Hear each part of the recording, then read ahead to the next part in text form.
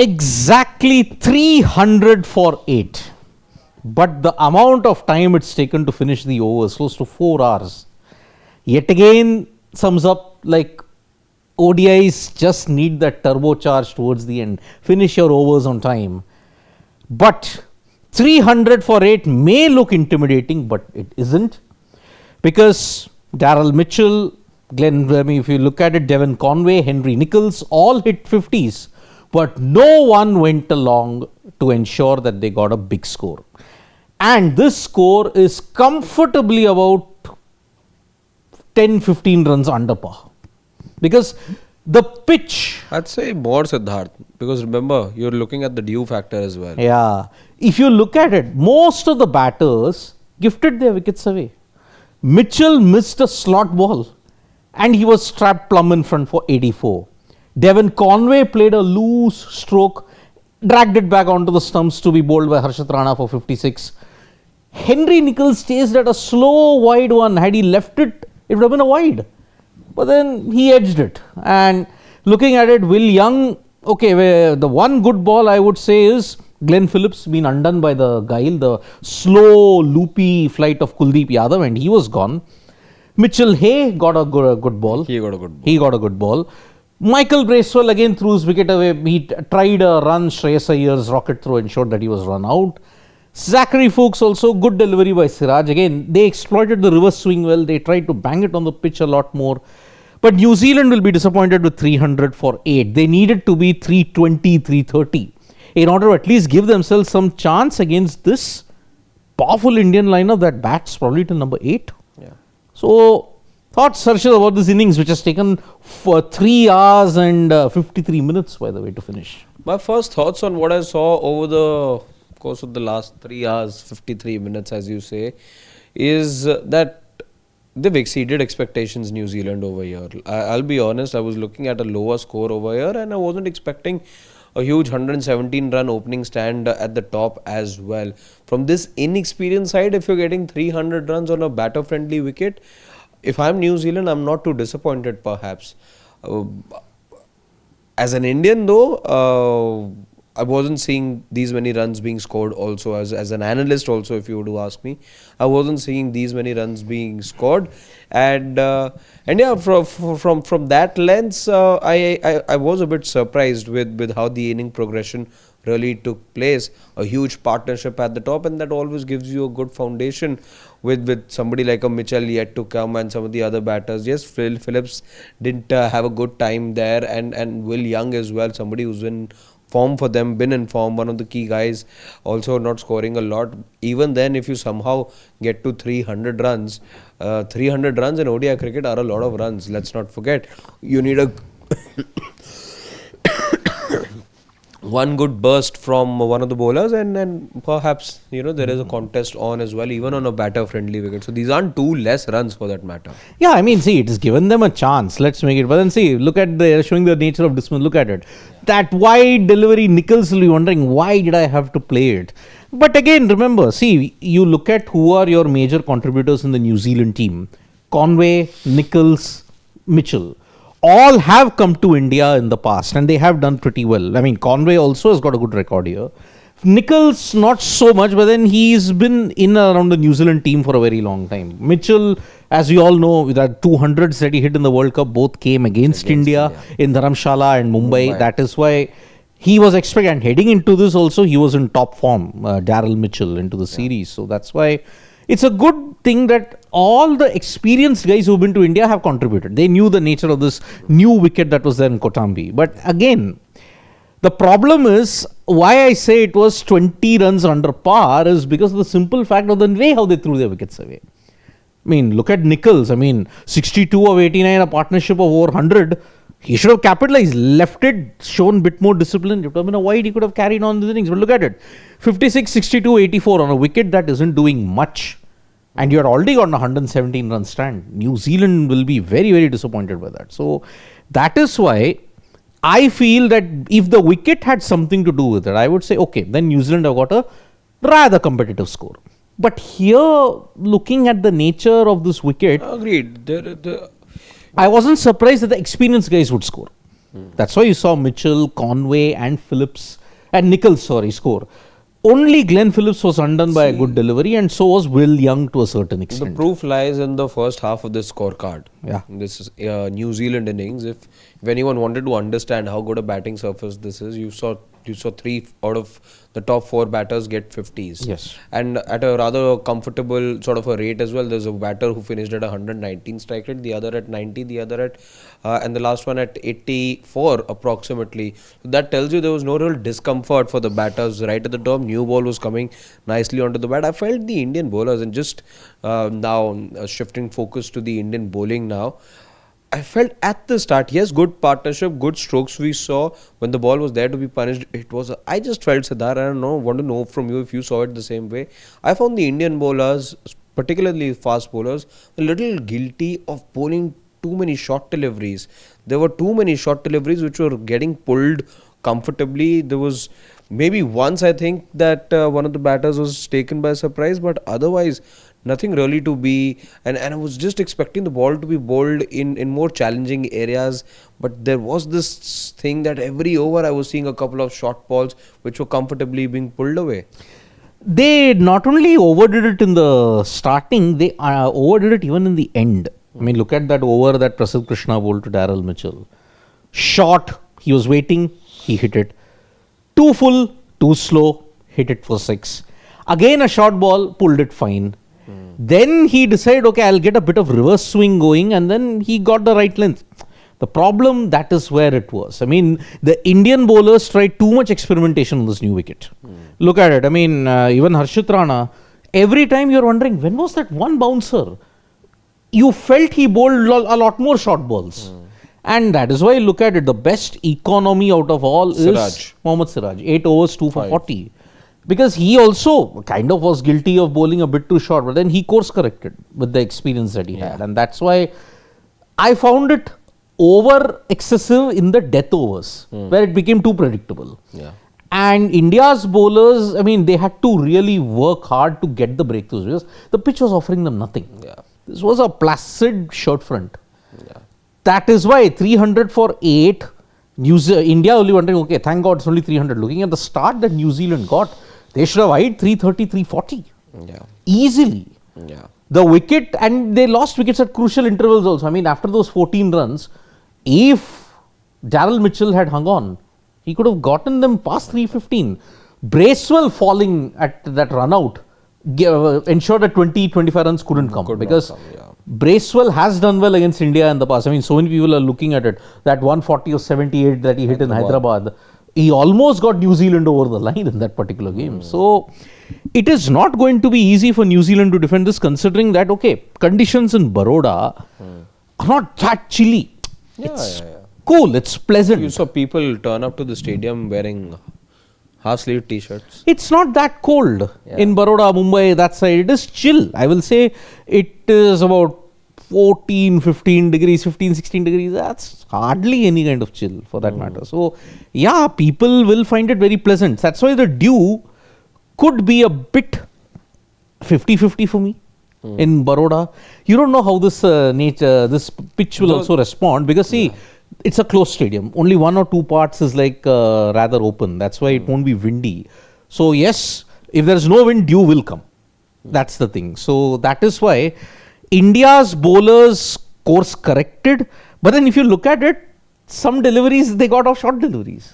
Look at the one that, if I'm not mistaken, Will Young, I think. Young got a short ball he wanted to just cut, but then he ended up edging it, no? Edging it to KL Rahul. Yeah, that's the thing. So that is the reason why I feel India managed better, but New Zealand were too, if you look at it, impatient. They didn't want to ensure that, okay, I've got to start, let me hang in, lapse in concentration, or maybe it is the format, I really don't know. They are all playing after a gap of 3 weeks. India is playing after 3 weeks. New Zealand last played in just before the Boxing Day test matches against West Indies, and they played an ODI much before that. Both teams are in great form. So either it is a question of adjusting to conditions, that is what I felt for New Zealand at this point. So yeah, 84, 62, 56 may look good on their stats, but I think for the team, it's about 20, 25 runs short. Let's talk about how this Indian team could go about their chase. Of course, Rohit, Virat. By the way, we have got a special felicitation for Virat and Rohit. That's Okay. what has come up. What's There was a special event planned in the middle during the innings break. There was a special felicitation that was going to take place. I think there's Virat and Rohit. There is one particular box that they've come out of, or a dressing room. Okay. Yeah, and they're going to sign that. One has Virat, one has Rohit in that, and that's going to be a special dressing room locker, I would say, which is there. I don't know, rather how I would look at it. But again, it draws upon the broader comparison. You want to felicitate superstars. You don't want to felicitate the game of cricket itself. I mean, this is a big, big occasion. 15 years later, Vadodara is hosting a match. That itself should be an occasion. They're just But trying to understand what really happened over there.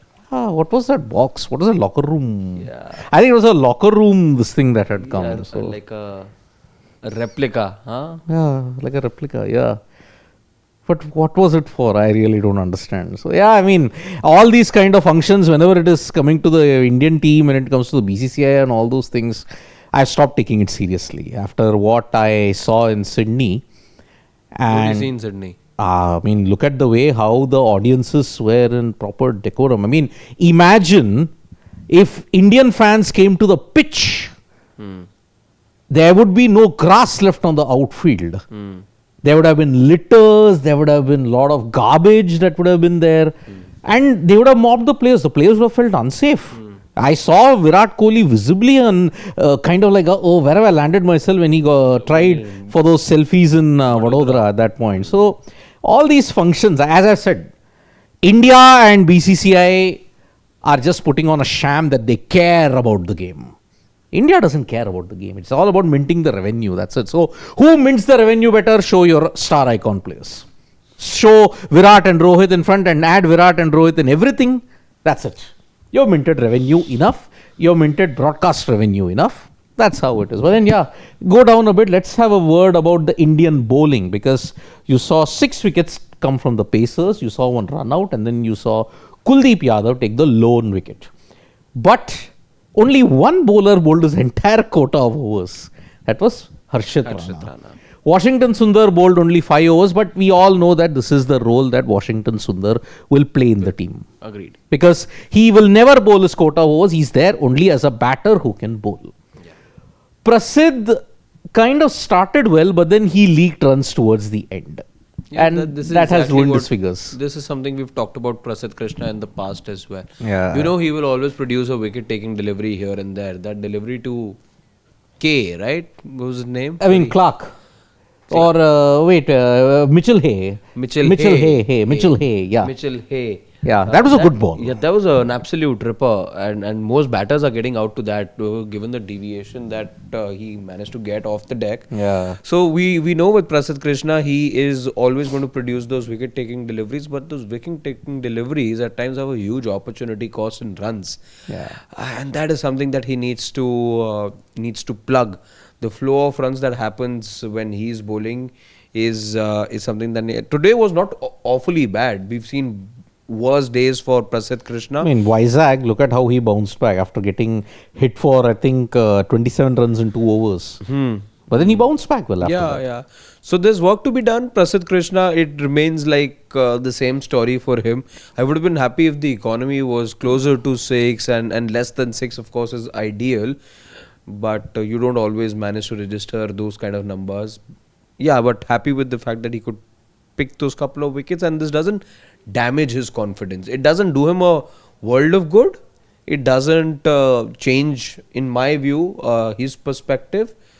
But my perspective about him, beg your pardon, and yeah, it's sort of the status quo there as far as Prasidh's concerned. I don't know how you look at his performance. It is the same infuriating thing. He either starts well but ends poorly, or he starts poorly but he ends well.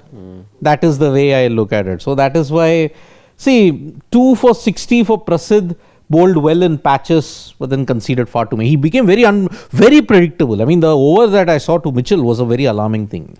It takes him some time to adjust to the vagaries of what length you need to bowl at what stage, what line to bowl at what stage.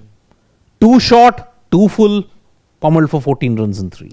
You know, at times he gives me a feeling it takes him extra time to be able to judge what length he needs to bowl because he's taller than the others. Yes. And while that's a big advantage to have, but I feel just at times he takes, I don't know if it is to be attributed to his height or because again, tall players need to bowl different lengths to be able to extract bounce. You don't necessarily need to go as short at times to be able to generate that kind of bounce. So I at times wonder if that's the thing with Prasidh Krishna, that he takes a little bit of time to find out what exactly is the sweet spot that he needs to land the ball at.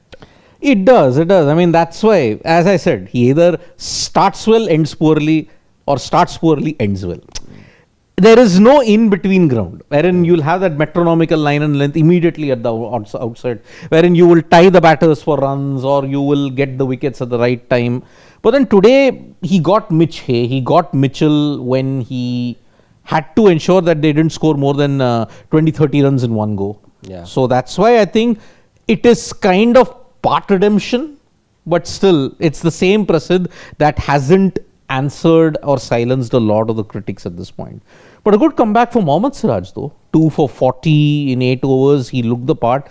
Yes, bowled well at the start, didn't allow that many runs to come. I mean, I think at 5 over mark, I think they were about something or 20-25 runs. Not much was capitalized in the power play, although they did carry on momentum and steam towards the fag end, and after that they continued to be in the flow. But then apart from that, Siraj was your standout bowler. I think I like the discipline with which he bowled. He was looking to attack the stumps, and that's often the case with Siraj. You know, he likes to bowl wicket to wicket, and that's what you saw from him today. Not I didn't see him. One thing that went missing was perhaps him troubling the batters enough. I think but I think that was down to the pitch, Siddharth. There was hardly any aid. With Siraj, I like the fact that even when there was little aid for the bowlers, he maintained his discipline with the ball. If you bowl in that good length channel on that off and middle stump line, I think that is where, if you bowl it with an upright seam, you get a bit of movement off the deck. Either with the old ball or with the new ball, there is a bit of movement from that good length spot. You saw so many deliveries coming back in of that good length area, which is why I think Siraj targeted it more, and that is the reason why he ended up with the best economy rate of them all. Harshit Rana, yet again, aggression is there, but again, 2 for 65, is Harshit Rana going to face any little criticism or any more criticism? It remains the same. Nothing's changed as far as Harshit Rana is concerned. Kuldeep, 1 for 52. Okay, I will again give it. But then this wicket, Kuldeep also struggled, meaning it was as flat as a pancake. It was. And Jadeja, 9 overs, none for 56. See, the pressures even on Ravindra Jadeja, let's make no mistake about it, with bat and ball. Will he feature in the ODI World Cup, considering that Akshar Patel is breathing down his neck? And if you have to look at white ball prowess, Akshar has been your top all-rounder when you look at it. T20 cricket, especially, he's given 2 captains now the confidence that he can be used as a floater. Yeah. But again, Akshar the bowler might be miss, but Akshar the batter, he's definitely a finisher. I think Akshar the bowlers also improved a lot. Maybe in these kind of wickets. South Africa series also, I think it was good. Yeah, but I think Akshar Patel, when you look at it, again, he won't run through opponents. He'll just keep it calm. This kind of surface was always going to be a bit of a challenge for Ravindra Jadeja. And I think you will see that with the New Zealand bowlers as well, especially those who are not big turners of the ball. Somebody like the captain himself, he's not a big turner of the ball. He needs some aid. And for that very reason, I don't see him bowl a lot of overs because you will be taken to the cleaners. It was down to Jadeja just being able to use his experience. I felt that he didn't really get a huge beating per se, but this was a tough wicket for a bowler of his skill set to be able to really trouble the batters. Exactly. So that is why when you look at it, 300 for 8, 1 for 52, the spinners looking at their thing, 18 overs for 108. Which amounts to exactly 6 runs per over. Let's quickly take a look at some of the questions now, can we? What do you think? Is a Rocco special coming up? I think they'll really love batting over here. Really love batting here. In fact, all batters would be licking their lips to go have a crack at the New Zealand bowlers. It's not a intimidating bowling attack as well. There's no Matt Henry over there to trouble you. There's no Santner as well. Yeah. So these guys are missing right now. It's a good wicket as we've seen till now, and don't be surprised if there's a big one coming from one of the two. Yeah. So, okay, Rahul, not Dravid, is like saying happy birthday to Rahul Dravid, indeed. We forget that, yes, it is his birthday. Which is your favorite Rahul Dravid now? Kolkata, Headingley, Adelaide, Kingston, Rawalpindi or Hamilton? Oh my God, the list is. See, Hamilton is 190 and 103. I think Rawalpindi is 270. Adelaide. 233 and 72. Yeah, Adelaide is very difficult to look past.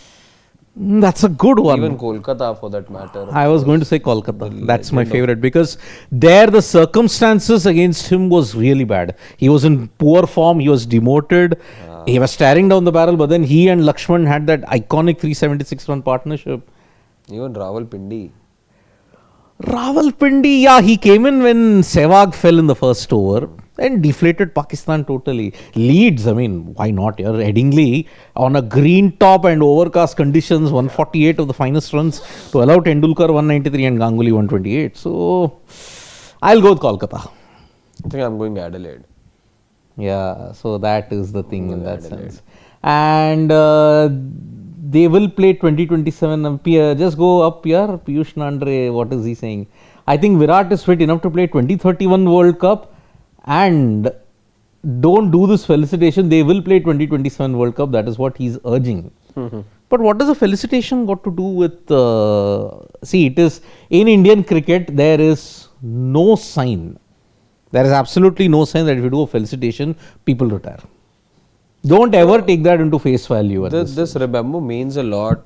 While we may just crack a few jokes here and there on these things, but let's not forget for the people of Vadodara, for the Baroda Cricket Association, it matters a lot that two living legends of the sport are there playing for the home team, and there is no denying the fact that they may not be around for too long. Both of them are in the twilight of their career, and when the local crowd, including those who make cricket happen in that particular city, get the opportunity to get a glimpse of them, what do? You try and felicitate them, you try and soak in the moment, you try and make the moment as beautiful and glittering as possible, and these things are just part of that. Indeed, it is. Anto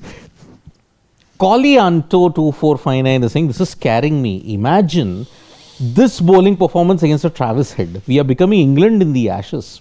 India aren't bowling the right lengths, which makes Travis Head deadly. But then, look, if it happens at that time, it happens. I mean, if you still manage to ensure you kept a Travis Head down to a low score in the Champions Trophy, isn't it? So, look, at the end of the day, it all depends on how you perform on that one big day. It's all now, everything in the past now doesn't matter. In 2026, and I've been saying it since 2024 and 2025, or even 2023, if you have great performances until the World Cup, it's not a guarantee you will win.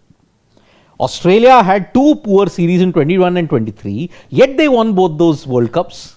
Even and 21. That that the theory has very little relevance then, that you need to win all your matches and this and that. Even form in the tournament matters less. Yes, Pakistan are a very good example of Kudrat ka Nizam, but they're just a freaky work of nature at times, I feel. But look at that, your 2023 World Cup ended with the winners being the side that had won lesser matches than the team that had lost the final. Correct. And Selvan Perumal, though, let's go down. I saw one comment. What selfless? Dravid was a very jealous captain who denied Tendulkar a 200. No, Selvan Perumal. No, he's talking about the Multan incident, 194. Yeah. But see, even if he had hit a 200, even if he had hit a 194, what happened at the fag end? You still won the game, right? This is where milestones take precedence over team. I think you've heard that enough now that, there was a certain cutoff that the team had in mind. Simple as that. Exactly. So that is the thing at this point. So go down. Okay. Arey, Vadodara is a great city. Indeed, it is. It is. I think Virat is fit. I've said that. I've taken that comment also. And okay, wait. Freaking awesome. Daryl Mitchell has done it again. Finally managed to post a decent total despite they have struggled in the middle. We have a batter shot, but it can be chased. A good batting surface. Batter shot? Why would you say that? I mean, proper batter, but then you got Iyer batting today. You got top, Rahul top batting. four, today. you know, 5 is KL, Rahul. 6 is Jaddu or Sundar. Yeah. Either 6, 7, and then you got 8 Harshit Rana. What are you talking about here? Come on. Okay. Wait, it again went. Freaking awesome. If Daryl Mitchell hit a ton in the series, he'll be the first New Zealand batter who will score 3 ODI tons against India in India. Wow. Yeah, I mean, New Zealand have never ever won a bilateral ODI series against India in India. So I doubt if this series is going to yeah. that either. Well, Piyush Nandre, I cannot say that here. I mean, I've been out of Mumbai for 22 years, and that city, whoever comes to power, is now beyond repair. Honestly, whoever comes, that city, can you sort out their traffic issues? Can you sort out their infrastructure issues? Can you sort all that out? Whoever comes, I don't think they are sorting it out anytime soon. Let's so. take the last one from Anshu Anshu Mishra. Mishra. He says that Sidvi sir, Harshit sir, having Glenn Phillips in the side saves 10 runs in the power play. And so yeah. Where was that one gone? So this one's equivalent to 330. He saves 10 runs in the power play at point 10 runs on the boundary after and taking one outstanding catch. Yeah, Glenn Phillips is a freak fielder for him. Yeah, he took he took one catch of I think Rizwan in the Champions Trophy. One was Shubman Gill. One was Shubman Gill. The other was Virat Kohli. That Shubman Gill catch was an absolute rocket that he caught. Yeah, even Virat Kohli, he cut Henry I think to point, and he just dived and took that catch. Kiwi is taking splendid catches. We've seen that happen in exactly. We've seen that happen in the semi-final as well. It did. DK was it? Yes, Jimmy Neesham took that catch. Yeah, Santner's also a good thing. So yeah, last time Priyanshu saying, ouch. Last time Gill scored a white ball 50. RCB, SA and Indian Women were considered to be chokers. Well, I hope this is the period in which Gill manages to overcome the rut. So that's it. Rohit Sharma and Shubman Gill are walking out to the middle. Let's see whether they can chase this total down. Will Gill have a good day today? Or are Rowe and Co. all set to unleash mayhem in Baroda yet again? So from me and Harshit, it is bye-bye. See you soon. We'll be back for the lengthier post-match debate to see how India did well. Bye-bye.